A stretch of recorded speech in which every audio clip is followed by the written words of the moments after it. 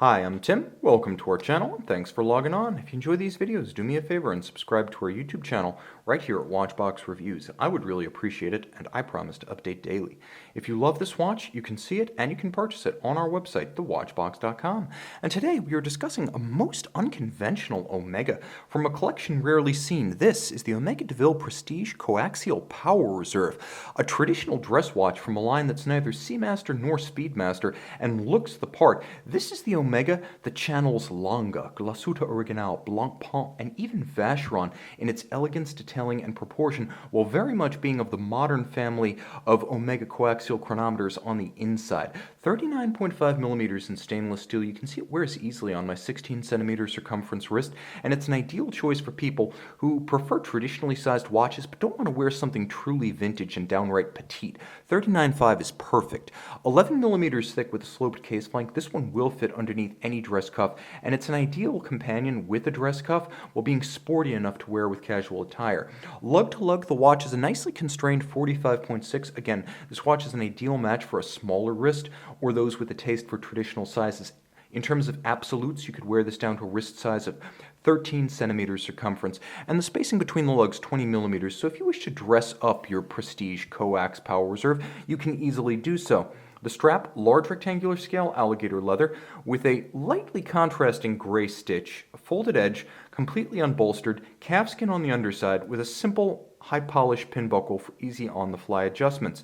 Now, the timepiece does have a rather distinctive case band, and it's distinctive because it's distinctively different. This is unlike any beveled lug Seamaster or Speedmaster. This is a form rarely seen, and it's a gorgeous one. Breaking out the lugs from the sculptural form of the case, each one has a wonderful, rounded, polished, gleaming, and glorious form in its own right. The distinct break between the lug and the midcase reminds me of the best of Blancpain, in particular the Le Brassus flagship family. There's even a little bit of an overtone of the 50 Fathoms, the 5015 reference, and that is a very good thing. There's a handsome and subtle fluting of the triple-stepped bezel. It has one large central gadron and then flanking gadrons on the top and the side. The caseband itself is actually sharply defined by the junction between midcase and bezel. Moving on to the dial side, this is where things start to get interesting. Let me bring everything back into focus. A spectacular sunburst.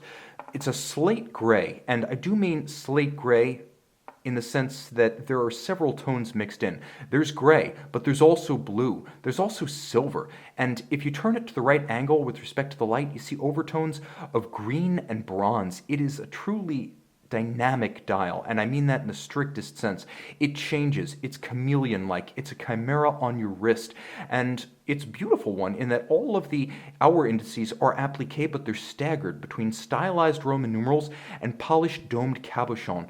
Also appreciate the bi-level power reserve. Now, this is an automatic winding watch, but because it has a 48-hour power reserve, you can wind it and get pretty much instant gratification, the enjoyment of watching the complication respond as you manually wind the watch. You also have the hacking seconds function, so stop seconds within the minimally calibrated crosshair seconds dial at 9 o'clock, and then there is a quick set function for the date, so you can rapidly cycle and correct should the watch run down or encounter an irregular length month. Several different metallic tones, silver separating the inner dial from the outer dial. There is a race that is inboard of the minutes lying directly under the hours that features a different blue and a different metallic tinge than the center dial.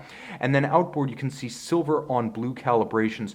The stenciled power reserve is intriguing. There's actually a blue sunburst surface underneath and then a stencil of the power reserve outlining that. So it frames the stencil below and creates a three-dimensional metallic luster effect. Absolutely gorgeous. The dial is minimally calibrated and minimally branded Omega de Ville coaxial chronometer, and that's all she wrote. Perhaps I should say that's all he wrote. There's Chronos on the caseback, a beautiful satin finished caseback. For once, it's nice to get away from the signature seahorse of the Speedmasters and the Seamasters. Hippocampus, not missed in this case. Also note the crown guard free stepped out crown in vintage fashion. Underneath, Omega manufacturer caliber 2627. In truth, it's the 2500 coaxial adapted with the power reserve in small seconds, which means it is itself an evolution of the 2892A2. Chronometer certified 25,200 vibration per hour beat rate. It is a 29 joule, 48-hour automatic winder with stop seconds, a quick set date, a power reserve, a free sprung balance, regulated in 5 positions, and 30 meters water resistant. Not an aquatic watch, but my goodness, the world doesn't need another Seamaster, and thank God for that. This is the one to wear when you're burned out on moon watches and James Bond. And Omega, this is a breath of fresh air. One of my favorite models from one of my favorite model lines, the Omega de Ville Prestige Coaxial Power Reserve. See it and own it on the watch box.